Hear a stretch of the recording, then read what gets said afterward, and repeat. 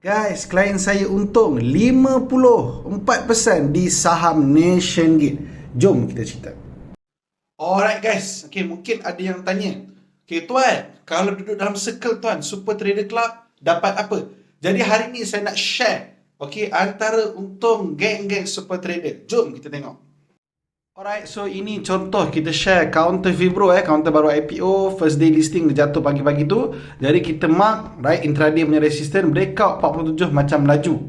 Okay, so you boleh tengok tak berapa lama lepas tu je, okay, dia dah naik 50% lebih. Saya pun ada beli, Alhamdulillah saya untung agak banyak jugalah daripada saham Fibro ni. Okay, sebab dia jatuh sangat murah, saya beli area 46 sen tu lah.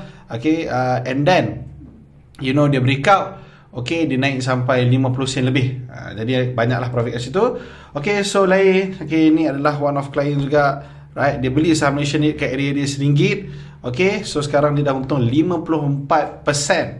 Right, so ada lagi guys. Alright, kita beli. Okay, counter tag. Alright, kita beli banyak counter tag lah. Tapi dekat sini dia tak tunjuk. Okay, so you boleh baca kat sini. Macih kot saya cakap. Baru masuk grup minggu lepas, Alhamdulillah you guys boleh tengok portfolio dia. Okay, so yang ni kita share dekat klien lah. Yang ni saya share dekat klien personal. Alright, Genetech ni, okay, CC area 99, you guys boleh tengok dia dah naik lah sampai RM1 lebih. Okay, Notion dah naik sampai 70 sen. So guys, sebenarnya banyak lagi, nanti kita akan tunjuk lah kemudian. So kepada yang mencari circle, tuan saya ni trade sorang-sorang tak ada circle lah, jom join our Super Trader Club. Macam mana nak join?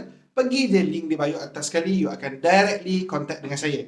I'll see you guys in our club.